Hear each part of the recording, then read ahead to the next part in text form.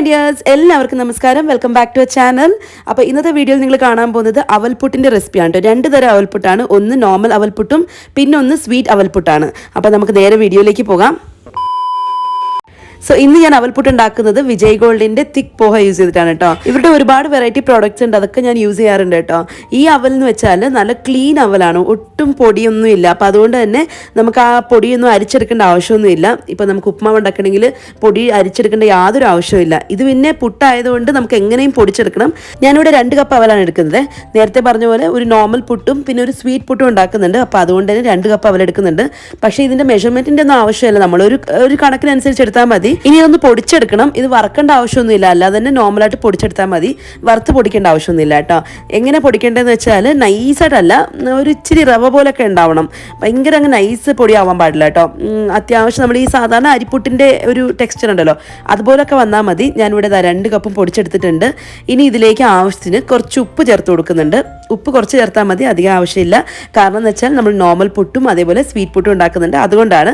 നിങ്ങൾ സാധാരണ പുട്ട് ഉണ്ടാക്കുന്നതാണെങ്കിൽ നോക്കിയിട്ട് ചേർത്താൽ മതി. ഉപ്പ് എത്ര വേണോ അത്രയും നോക്കിയിട്ട് ചേർക്കുക. ആദ്യം കൈ കൊണ്ട് നന്നായിട്ടൊന്ന് മിക്സ് ചെയ്ത് കൊടുത്തിട്ടുണ്ട്. എന്നിട്ട് കുറച്ച് വെള്ളം ഒഴിച്ച് ഇങ്ങനെ കുഴച്ചെടുക്കുന്നുണ്ട്. നമ്മൾ സാധാരണ പുട്ടിന് എങ്ങനെയാണ് കുഴക്കുന്നത് അതുപോലെ കുഴച്ചെടുത്താൽ മതി. പിന്നെ അവലായതുകൊണ്ട് കുറച്ച് വെള്ളം കുടിക്കും, അത് നോക്കിയിട്ടൊന്ന് ചേർത്ത് കൊടുത്താൽ മാത്രം മതി. ഒന്ന് തുടങ്ങുന്ന സമയത്ത്, കുഴച്ച് തുടങ്ങുന്ന സമയത്ത് നമുക്ക് തോന്നിപ്പോവും ഇതൊന്ന് മിക്സ് നന്നായിട്ടൊന്ന് കുഴഞ്ഞു പോകുന്നുണ്ടോ എന്ന്. പക്ഷെ അങ്ങനെയൊന്നും ഇല്ല. പിന്നെ ഇത് നനയ്ക്കുന്നതോറും അരിപ്പുട്ടിൻ്റെ അതേ ടെക്സ്ചറാക്കി കിട്ടിക്കോളൂ കേട്ടോ. ആദ്യം ചെറുതായിട്ടൊന്ന് കുഴഞ്ഞു പോകും, അപ്പം ടെൻഷനൊന്നും വേണ്ട, നോർമലായിട്ട് തന്നെ കിട്ടിക്കോളും. നമ്മളത് ഗ്രാജുവലി ചെയ്യുന്നതോറും ഇത് നോർമലായിട്ട് കിട്ടിക്കോളും, ഒരു കുഴപ്പമില്ല. ഇതിപ്പോൾ ഞാൻ കുഴച്ചെടുത്തിട്ടുണ്ട്. ഇതെങ്ങനെ നമ്മൾ അറിയുന്നതെന്ന് വെച്ചാൽ, പെർഫെക്റ്റ് ആയി എന്ന് അറിയുന്നത് വെച്ചാൽ, ഇങ്ങനെ കയ്യിലൊരു ഉണ്ട ഇങ്ങനെ കെട്ടി നോക്കുന്ന സമയത്ത് അത് കിട്ടണം, പെർഫെക്റ്റ് ഷേപ്പിൽ കിട്ടണം. അങ്ങനെയാണെങ്കിൽ നമ്മുടെ അവൽ നന്നായിട്ട് നനഞ്ഞിട്ടുണ്ടെന്നാണ് അർത്ഥം. ഇനിയിപ്പോൾ ഇത് അടച്ചു വെച്ച് ഒരു 10 മിനിറ്റ് അങ്ങനെ തന്നെ വെക്കാൻ പോവാണ്. ഒരു 10 മിനിറ്റ് കഴിഞ്ഞ ശേഷം കുറച്ചും കൂടി വെള്ളം തെളിച്ചിട്ട് ഒന്നും കൂടി ഒന്ന് മിക്സ് ആക്കി എടുക്കുന്നുണ്ട്. കാരണം അവലായതുകൊണ്ട് ചെറുതായിട്ടൊന്ന് ഡ്രൈ ആവും. അപ്പോൾ അതുകൊണ്ട് കുറച്ച് വെള്ളം ഒന്നും കൂടി ഒന്ന് ഒഴിച്ചിട്ട് നന്നായിട്ട് ഇങ്ങനെ ഒന്ന് മിക്സ് എടുത്താൽ മാത്രം മതി.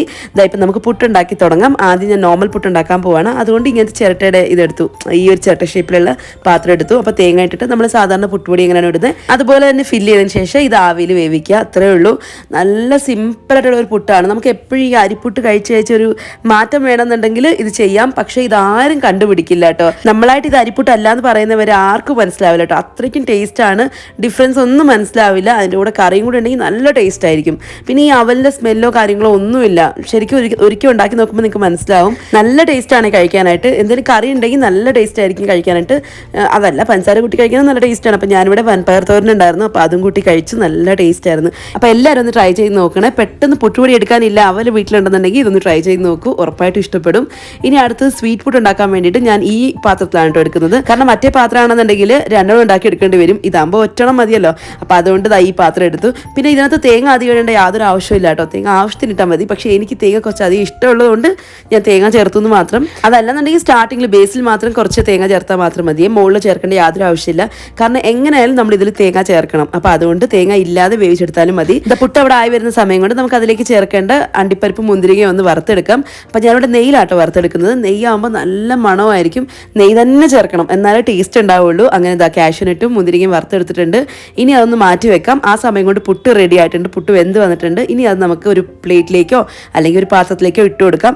ഞാൻ ജസ്റ്റ് ഈ ഒരു പ്ലേറ്റ് ഇട്ടിട്ട് അതിനുശേഷം ഒരു ബൗളിലേക്ക് മാറ്റിയിട്ടുണ്ട്.